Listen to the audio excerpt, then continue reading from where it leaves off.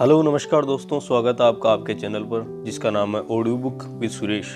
दोस्तों, इस चैनल पर आपको सुनने को मिलेगा ऑडियो बुक का एक सीरीज, जिसमें अभी हम लेकर आ रहे हैं think and grow rich book का ऑडियो सीरीज, जिसमें आपने पहले 2 भाग आपने सुन लिए हैं और अब तीसरा पार्ट हम लेकर आए हैं। इस बुक का इसमें बताया जाता है कि अमीर किस तरीके से बनाया जाता है, और अमीर बनने के लिए आपको हमने पहले बताया था कि इच्छा शक्ति होना ज़रूरी है।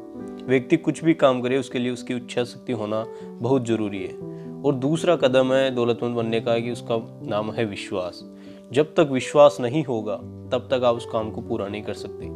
इच्छा की प्राप्ति के लिए कल्पना करना और उस पर विश्वास करना दौलतमंद बनने की ओर दूसरा कदम है। विश्वास मन का मुख्य रसायन है। जब विचारों की आवृत्ति विश्वास के साथ जुड़ती है तो अंतर्मन उन विचारों की आवृत्ति को आध्यात्मिक शक्ति के रूप में असीम शक्ति के पास भेज देता है, जो उसे वास्तविक रूप में आकार दे सके।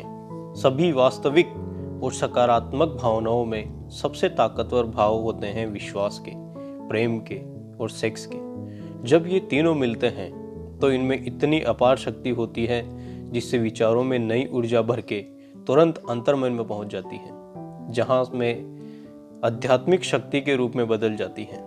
आध्यात्मिक शक्ति वह माध्यम है जो असीम शक्ति से वास्तविक जीवन में विचारों को साकार करने का जवाब लेकर आती है। प्रेम और विश्वास मन से संबंधित है, जो अधिकतर अध्यात्म पक्ष से जुड़े हुए होते हैं, जबकि सेक्स पूरी तरह जीव विज्ञान से संबंधित है। यह सिर्फ शरीर से जुड़ा हुआ पक्ष है।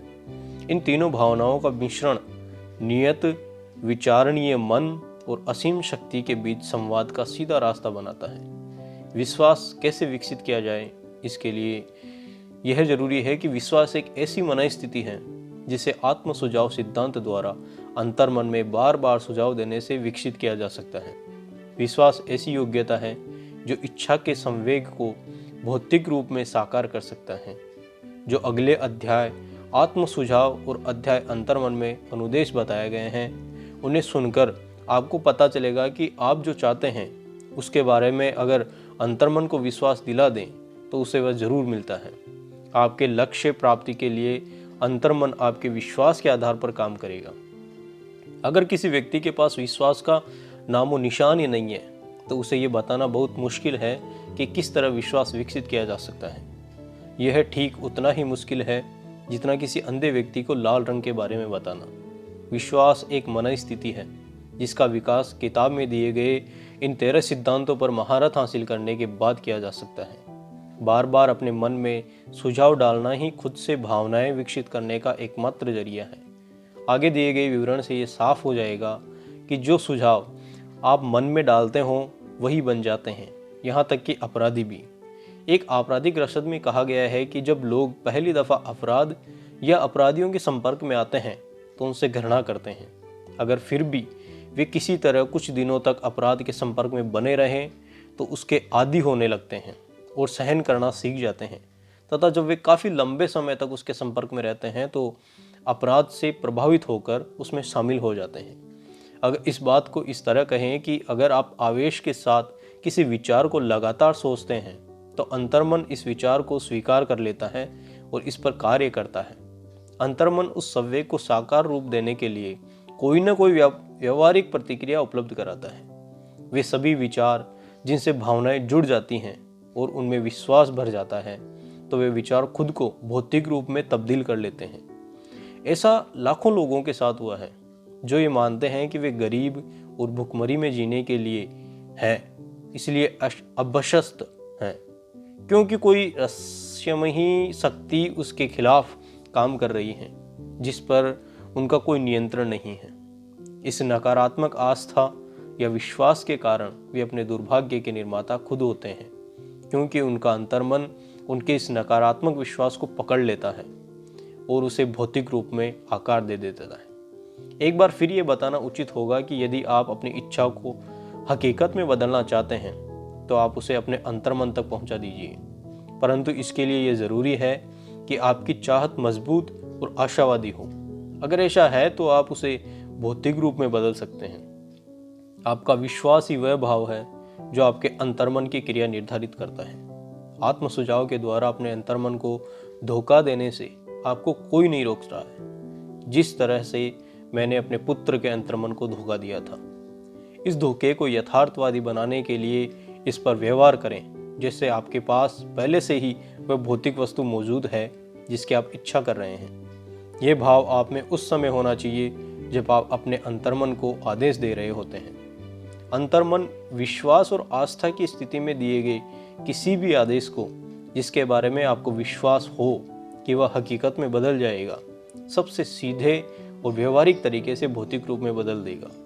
निश्चित रूप से इतना कहा जा चुका है कि आप उस शुरुआती पॉइंट पर पहुंच सकें जहां से प्रयोग और अभ्यास के द्वारा आप अपने अंतर्मन को दिए जाने वाले किसी भी आदेश को आस्था से सरोबार करने की योग्यता हासिल कर सकें। पूर्णतया अभ्यास से ही जाएगी। यह केवल निर्देशों को पढ़ने पर से या फिर उन्हें सुनने से नहीं आ सकती है। आपके लिए यह अनिवार्य है कि आप सकारात्मक भावनाओं को अपने मन की प्रबल शक्तियों के रूप में प्रोत्साहन करें और नकारात्मक भावनाओं को हतोत्साहित करके उन्हें अपने मन से निकाल दें। जिस मन में सकारात्मक भावनाओं की प्रबलता होती है वह उस मन अवस्था का प्रिय निवास बन जाता है। वह मन इच्छा के अनुरूप अंतर्मन को निर्देश देता है जिसे वह स्वीकार करता है और इस पर तुरंत कार्य करता है। काफ़ी लंबे समय से धर्मावलंबी संघर्षरत मानवता को ये संदेश देते आ रहे हैं कि उन्हें इस या उस धार्मिक सिद्धांत में विश्वास करना चाहिए, परंतु वे लोगों को ये बताने में असफल रहे हैं कि विश्वास को किस तरह से पैदा किया जाए। उन्होंने ये नहीं बताया कि विश्वास एक मानसिक अवस्था है जिसे आत्म सुझाव द्वारा विकसित किया जा सकता है, ऐसी भाषा में जिसे एक आम आदमी समझ सके। हम वह सिद्धांत बताएंगे जिसके द्वारा विश्वास वहाँ पर विकसित किया जा सकता है जहाँ पर इसका नामो निशान नहीं है। अपने आप पर विश्वास रखें और परमपिता परमेश्वर पर विश्वास रखें। इसके पहले कि हम शुरू करें, आपको एक बार फिर ये याद दिलाना चाहते हैं कि विश्वास ही वह शक्ति है जो विचार के आवेग को जीवन, शक्ति और क्रियाशीलता पर प्रदान करता है। पिछले वाक्य द्वारा सुनने लायक है। और तीसरी बार, यहाँ तक कि कई बार भी सुन लो, जोर से पढ़ो, बेहतर सुनो, यह विश्वास धन कमाने की शुरुआती बिंदु है। विश्वास उन सभी चमत्कारों और सभी रहस्यों का आभार है जिन्हें विज्ञान के नियमों के आधार पर स्पष्ट नहीं किया जा सकता। विश्वास कामयाबी का इकलौता इलाज है। विश्वास वह रसायन है जिसे जब प्रार्थना के साथ मिलाया जाता है तो इंसान असीम शक्ति के साथ सीधा संवाद करता है। विश्वास वह रसायन है जो इंसान के सीमाबद्ध मन द्वारा निर्मित विचारों के आम कंपनों को आध्यात्मिक समतुल्य में रूपांतरित कर देता है। विश्वास इकलौता माध्यम है जिसके द्वारा इंसान असीम शक्ति की वैश्विक शक्ति का दोहन और प्रयोग कर सकता है। प्रमाण आसान है और आसानी से दिया जा सकता है। ये आत्म सुझाव के सिद्धांत में लिप्त हुआ है। आइए हम अपने ध्यान को आत्म सुझाव के विषय पर केंद्रित कर लें और ये पता लगाएं कि यह क्या है और ये क्या हासिल करने में समर्थ हैं। ये तथ्य तो सभी जानते हैं कि आदमी अपने आप से बार बार दोहराता है। वह आखिरकार उस बात पर विश्वास करने लगता है चाहे वह बात सही हो या गलत। अगर कोई आदमी बार बार किसी झूठ को दोहराता रहे तो अंततः वह उस झूठ को सच के रूप में स्वीकार कर लेता है। यही नहीं, वह विश्वास करने लगेगा कि यही सच है। इंसान वही बन जाता है जिस तरह के विचारों को वह अपने मन में राज और रोज दोहराने लगता है और उनको राज करने देता है।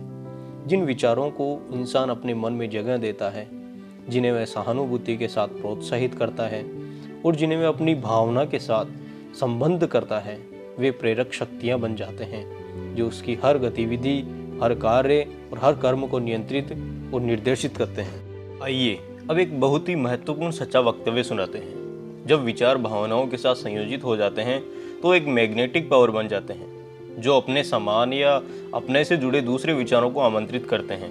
भावना के साथ जुड़ जाने पर इस तरह से चुंबकीय हो जाते हैं। विचार की तुलना में हम उस बीज से कर सकते हैं जिसे उपजाऊ जमीन से बोए जाने पर वह अंकुरित होता है, उगता है और कई गुना हो जाता है, जब तक कि यह छोटा सा एक बीज अपने ही जैसे लाखों अनगिनत बीज नहीं बना जाता है। मानवीय मन ऐसे विचारों को और ऐसे कंपनों को लगातार आकर्षित करता है जो मन में रह रहे विचारों के अनुरूप हों। इंसान के मन में प्रबलता में मजबूत कोई भी विचार, योजना या लक्ष्य अपने रिश्तेदारों को आमंत्रित और आकर्षित करता है और इन रिश्तेदारों से जुड़ने के बाद वह अधिक शक्तिशाली बन जाता है और उसकी शक्ति तब तक बढ़ती रहती है जब तक कि वह उस व्यक्ति का प्रबल मालिक नहीं बन जाता है जिसे मन में वह निवास कराता है। अब हम शुरुआती बिंदु पर फिर से चले जाते हैं और ये जाने कि किस तरह किसी विचार, योजना या लक्ष्य का मूल बीज मन में बोया जा सकता है। यह जानकारी आसानी से दी जा सकती है। किसी भी विचार, योजना या लक्ष्य को बार बार दोहराए जाने पर इसे मन में रखा जा सकता है। इसीलिए आपसे ये कहा गया है कि आप अपने प्रमुख लक्ष्य को लिखें, इसे याद कर लें और इसे जोर से हर दिन पढ़ें जब तक यह ध्वनि के कंपन आपके अंतर्मन तक ना पहुंच जाए। दुर्भाग्यशाली माहौल के प्रभावों को हटाने का संकल्प करें और अपने जीवन को सही पटरी पर ले आएं। अपनी मानसिक संपत्ति और दायित्वों का हिसाब लगाएं और आप पाएंगे कि आपकी सबसे बड़ी कमजोरी है आत्मविश्वास की कमी। आप आत्म सुझाव के सिद्धांत की मदद से इस कमी या अड़चन को ओढ़कर और ज़्यादा ऑर्डर कर सकते हैं और अपने संकोचों को साहस में बदल सकते हैं। इस सिद्धांत का प्रयोग कुछ सकारात्मक विचारों के आसान प्रयोग द्वारा किया जा सकता है।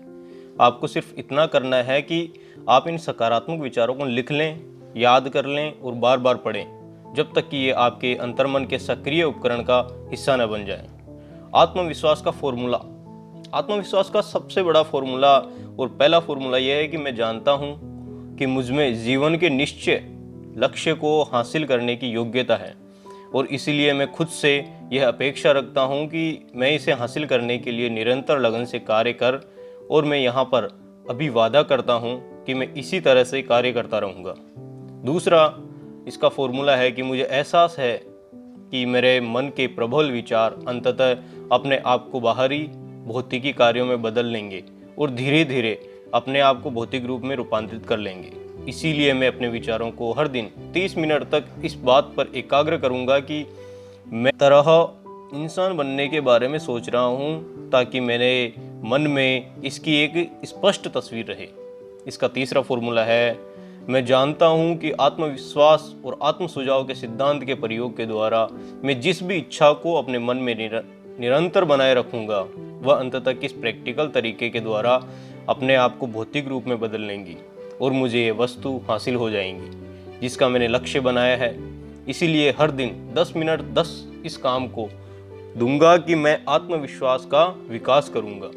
इसका चौथा फॉर्मूला होगा, मैंने स्पष्ट रूप से जीवन में अपने प्रमुख निश्चय लक्ष्य का वर्णन लिख दिया है और मैं कोशिश करना कभी नहीं छोड़ूंगा जब तक कि मुझ में इसे हासिल करने का आत्मविश्वास विकसित न हो जाए। पांचवा, मुझे पूरी तरह एहसास है कि कोई भी संपत्ति या पद तब तक लंबे समय तक नहीं बना रह सकता जब तक कि यह सत्य और न्याय पर आधारित न हो। इसीलिए मैं किसी भी ऐसी गतिविधि में संलग्न नहीं होऊंगा जिससे इससे प्रभावित होने वाले सभी लोगों को लाभ न हो। मैं इसी शक्तियों को अपनी तरफ आकर्षित करके सफलता पाऊंगा जिनका मैं प्रयोग करना चाहता हूं और मैं दूसरे लोगों के सहयोग के द्वारा सफलता पाऊंगा। मैं दूसरे व्यक्तियों को प्रेरित करूंगा कि वे निरु सेवा करें क्योंकि मैं हमेशा दूसरों की सेवा करने का इच्छुक रहूंगा। मैं सारी मानवता के प्रति प्रेम विकसित करूंगा और घृणा, ईर्ष्या, स्वार्थ और दोष देखने की आदत को अपने मन से दूर कर दूंगा क्योंकि मैं जानता हूं कि दूसरों के प्रति नकारात्मक नजरिया रखने से मुझे कभी सफलता नहीं मिल सकती है। मैं ऐसे काम करूंगा जिससे दूसरों को मुझ पर विश्वास हो क्योंकि मैं उनमें और अपने आप में विश्वास रखूंगा। मैं इस फॉर्मूले पर अपने हस्ताक्षर करूंगा और इसे याद कर लूंगा और इसे हर दिन जोर जोर से पढ़ूंगा। ऐसा करते समय मुझे पूरा विश्वास होगा कि ये ऐसे मेरे विचारों और कार्यों को धीरे धीरे प्रभावित करेगा ताकि मैं एक स्वावलंबी और सफल व्यक्ति बन सकूं। इस फॉर्मूले के पीछे प्रकृति का एक नियम है जिसे अब तक कोई आदमी स्पष्ट नहीं कर पाया है। इस नियम को आप किस नाम से पुकारते हैं ये महत्वपूर्ण नहीं है। इसके बारे में महत्वपूर्ण तथ्य यह है कि यह मानव जाति की सफलता और प्रसिद्धि के लिए काम करता है। बशर्ते इसका रचनात्मक प्रयोग किया जाए।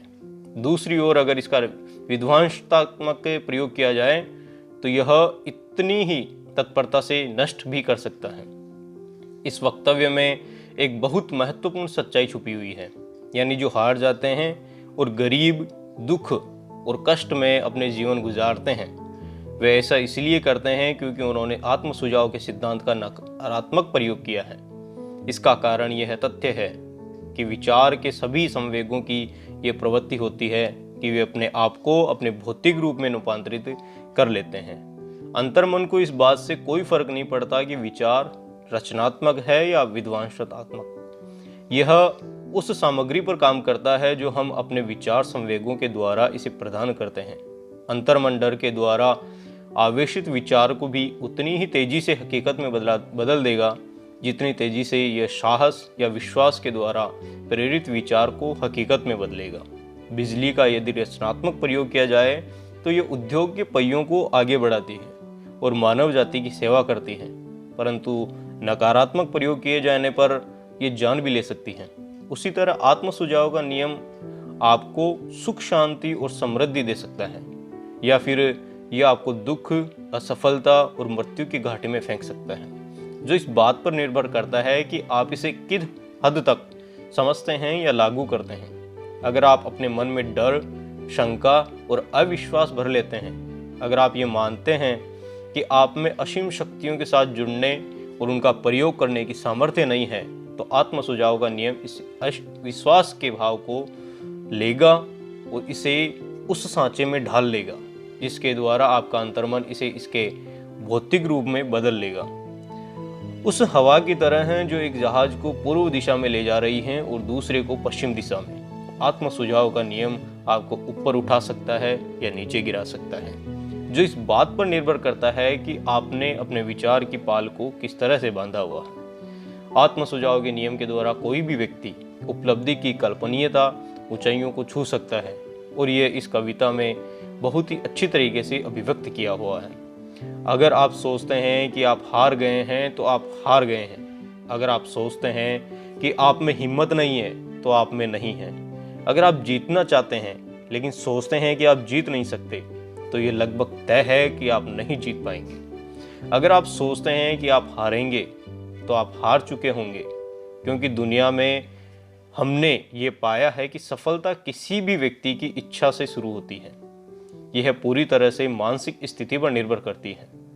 अगर आप सोचते हैं कि आप पिछड़ गए हैं तो सचमुच ऐसा ही है। आपको ऊपर उठने के बारे में सोचना होगा, आपको अपने आप पर विश्वास करना होगा, और तभी आप जिंदगी में कुछ कर सकते हैं। जीवन के युद्ध में हमेशा वही नहीं जीतता जो सबसे ताकतवर या तेज होता है, बल्कि तुरंत या देरी से जीतता वही है जो सोचता है कि वह जीत सकता है। उन शब्दों पर ध्यान दीजिए जिन पर जोर दिया गया है, और आप उस गहन अर्थ को समझ लेंगे जो कवि के मन में था। आपके मन में कहीं ना कहीं उपलब्धि का बीज सोया हुआ है, जिसे अगर जगा दिया जाए और काम में जुटा दिया जाए तो वह आपको उन ऊंचाइयों पर ले जाएगा जिन्हें हासिल करने की बात आपने सपने में भी नहीं सोची होगी। जिस तरह महान संगीतकार वायलिन के तारों से संगीत का सुंदर लहरियां छेड़ सकता है, उसी तरह आप भी अपनी प्रतिभा को जगा सकते हैं जो आपके मन में कहीं दबी पड़ी है। इसके माध्यम से आप अपने आप को ऊपर की तरफ ले जा सकते हैं और जिस लक्ष्य को प्राप्त करना चाहते हैं उस लक्ष्य को प्राप्त कर सकते हैं। 40 साल की उम्र तक अब्राहम लिंकन ने जिस काम में हाथ डाला वो उसमें असफल रहे।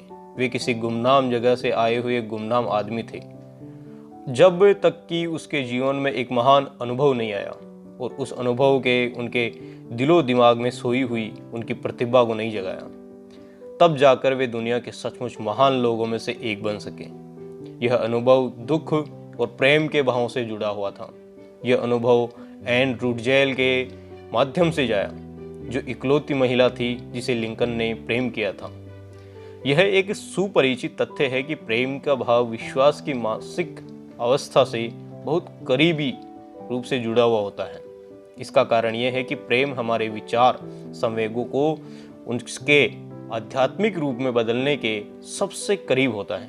अपने शोध के दौरान लेखक ने पाया कि सैकड़ों सफल लोगों की जीवनियों और उपलब्धियों के विश्लेषण से ये पता चलता है कि उनमें से लगभग सभी की सफलता के पीछे किसी न किसी महिला के पराम का प्रभाव स्पष्ट रूप से था। अगर आप विश्वास की शक्ति का प्रमाण चाहते हैं तो आप उन पुरुषों और महिलाओं के उपलब्धियों का अध्ययन कीजिए जिन्होंने इसका प्रयोग किया है। सूची में ऊपर नजारेन का नाम आता है और तोड़ा मरोड़ जाता है। ईसा मसीह की शिक्षा और उपलब्धियों का सार, जिसे चमत्कार के रूप में विश्लेषित किया जा सकता है, विश्वास या आस्था ही है। चमत्कार जैसी कोई चीज होती है तो ये केवल उस मानसिक अवस्था के द्वारा हो सकती है जिसे विश्वास कहा जा सकता है। आइए अब हम उस आदमी के जीवन में विश्वास की शक्ति देखें जिसे पूरी मानव सभ्यता बहुत अच्छी तरीके से जानती है। उस आदमी का नाम है महात्मा गांधी। इस आदमी में विश्वास की संभावनाओं का सबसे चमत्कारी उदाहरण देखने को मिलता है। अपने समय में गांधी जी के पास जितनी शक्ति थी उतनी किसी भी जीवित व्यक्ति के पास नहीं थी, और इनके बावजूद उनके पास शक्ति के कोई पारंपरिक औजार नहीं थे, जैसे कि धन, युद्ध के लिए जहाज, सिपाही या हथियार। गांधी जी के पास पैसा नहीं था, घर नहीं था, उनके पास एक सूट भी नहीं था, परंतु उनके पास शक्ति थी। उनके पास यह शक्ति कैसे आई? उन्होंने उन्हें विश्वास के सिद्धांत की समझ के द्वारा विकसित किया, और उनमें यह योग्यता थी कि वे अपनी आस्था को 20 करोड़ लोगों को दिमाग में बसा देंगे।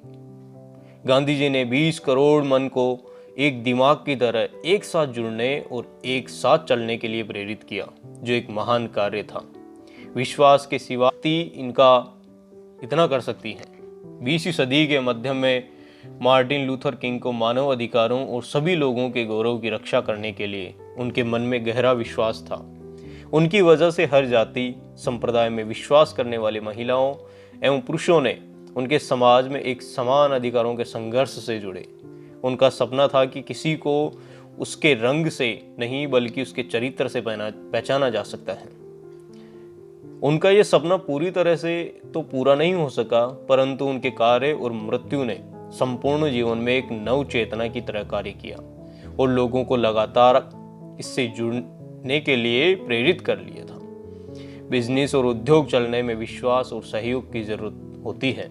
ऐसे में ये रोचक भी है और लाभदायक भी कि हम एक घटना का विश्लेषण करें जो हमें बहुत अच्छे ढंग से वह तरीका समझाती है जिसके द्वारा उद्योगपतियों और बिजनेसमैनों ने बहुत बड़ी दौलत कमाई, तथा उन्होंने लेने से पहले देने के तरीके से ऐसा कर दिखाया।